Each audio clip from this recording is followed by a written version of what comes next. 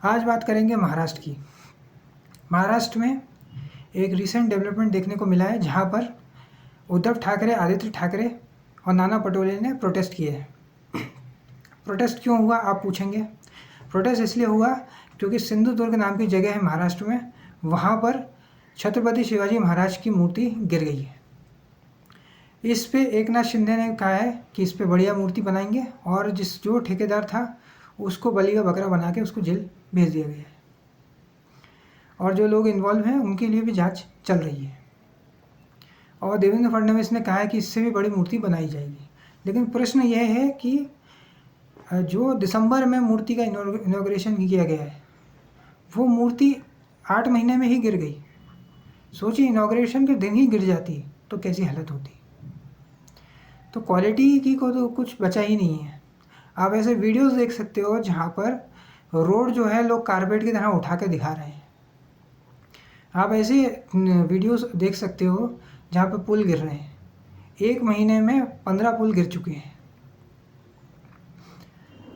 अब महाविकास आघाड़ी वाले प्रोटेस्ट कर रहे हैं और मोदी जी भी आके क्षमा मांग के ऐसा सोच रहे हैं कि बस थोड़ा बहुत ये कवर अप हो जाएगा। अब कवर अप होगा या नहीं होगा ये वक्त ही बताएगा, क्योंकि आप तो जानते ही हो महाराष्ट्र जो है एक बहुत ही अहम राज्य है। मुंबई कमर्शियल कैपिटल है देश का, और इसे कोई भी खोना नहीं चाहता है, क्योंकि अगर यहाँ पे तो एक कॉरपोरेटर भी विधायक से बड़ा होता है तो एक नगर पालिका भी जीत के आपकी पूरी पार्टी चल सकती है। इसलिए सब लोग अपना अपना प्रयास कर रहे हैं। एक्सपर्ट मानते हैं कि उद्धव ठाकरे का जो वोट है वो आधा एकनाथ शिंदे ले चुके हैं और जो उनको वोट मिला था वो एनसीपी कांग्रेस का वोट था। वो वोट हो सकता है कि एमआईएम वाले भी काट दें, थोड़ा बसपा वाले काट दें, थोड़ा सपा वाले काट दें, या डमी कैंडिडेट भी भाजपा खड़े करके काट सकती है। अब ये क्या रियलिटी है वो तो आपको रिजल्ट पे ही पता चलेगा। हालांकि अभी उद्धव ठाकरे जो है खोई हुई ज़मीन तलाश रहे हैं। पहले वक्फ बोर्ड की ज़मीन के बारे में बात कर चुके हैं, लेकिन कई लोगों का मानना है कि इनकी खुद की ज़मीन ही जाने वाली है और इनके भाई राज ठाकरे भी बचा कुचा वोट भी काट देंगे, क्योंकि उन्होंने घोषणा करी है कि 200 सीटों पे वो चुनाव लड़ने वाला है, 200 से 220 सीटों पे। हालांकि ये पहले भी ट्राइड एंड टेस्टेड फार्मूला था कि शिवसेना ने जो उद्धव ठाकरे के नेतृत्व में 2009 में चुनाव लड़ा था और वो पूरी शिवसेना साफ हो गई थी। आज इनकी पार्टी जो है एक वापस ये बनाना चाहते हैं। लोकसभा में इन्होंने ठीक ठाक प्रदर्शन किया था, लेकिन अब प्रश्न ये है कि क्या कांग्रेस एनसीपी का वोट फिर से इनकी तरफ ट्रांसफर शिफ्ट होगा या नहीं होगा, क्योंकि मराठा वोट तो एकनाथ शिंदे ले गए हैं और बचा कुचा भी राज ठाकरे ले जाएंगे।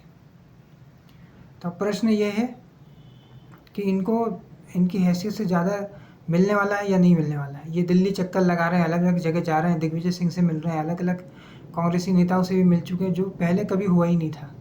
पहले लोग मातोश्री आते थे और फिर सीटों की बात करते थे, फिर स्ट्रेटजी डिस्कस करते थे।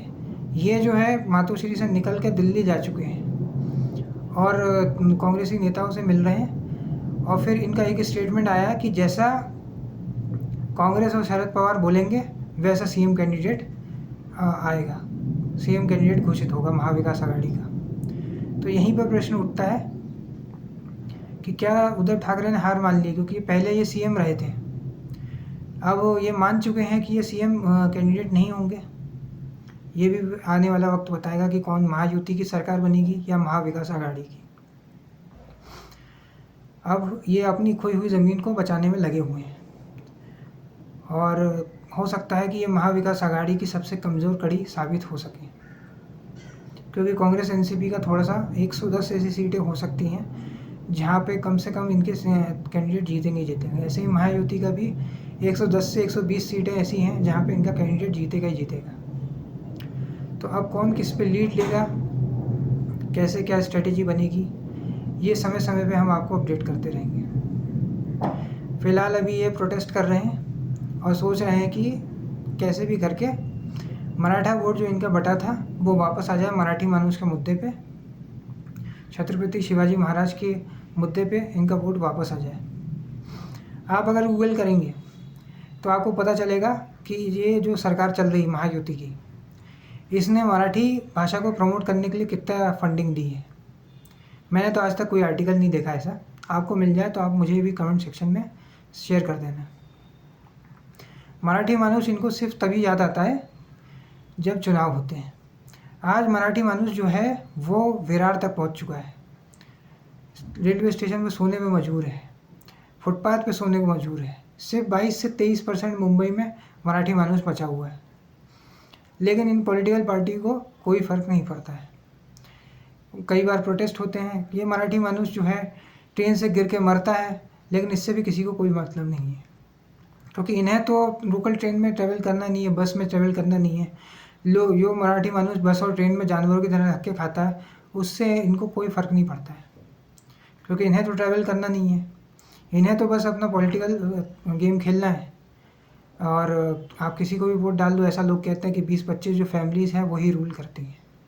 इन्होंने अपने अपने एक वो बना के रखे हैं क्षेत्र, वहीं पे ये लोग जीतते रहते हैं।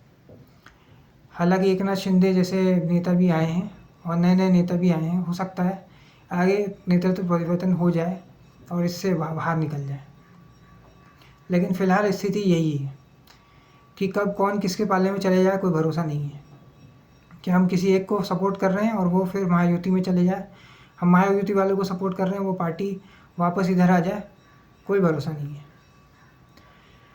2019 में बीजेपी शिवसेना ने साथ साथ चुनाव लड़ा था और जैसे ही चुनाव में जीत हो गई, उसके बाद उद्धव ठाकरे में ऐसा बताया जाता है कि देवेंद्र फडणवीस का फ़ोन उठाना भी बंद कर दिया और फिर ये चले गए शरद पवार के पास।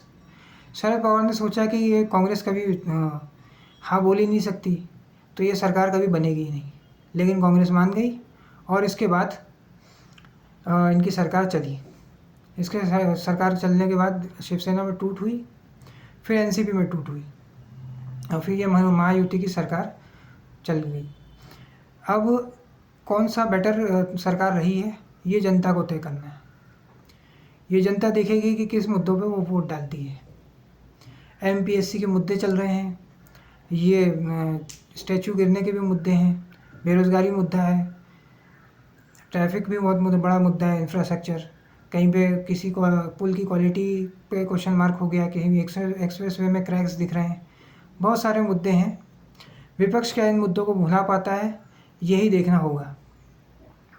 अगर विपक्ष सही से स्मार्ट वे में चलता है, इन्होंने कुछ ब्लंडर नहीं किए कांग्रेस, एनसीपी और उद्धव ठाकरे की शिवसेना ने, तो हो सकता है कि इनकी सरकार भी आ जाए। क्योंकि अब ये लोकसभा के बाद महाविकास आघाड़ी में भी हो सकता है कि जीत के चांसेस बन सके विधानसभा में भी। आज के इस वीडियो में इतना ही। अगर ये वीडियो आपको पसंद आया तो वीडियो को लाइक करें, शेयर करें, कमेंट करें और चैनल को सब्सक्राइब करें। धन्यवाद।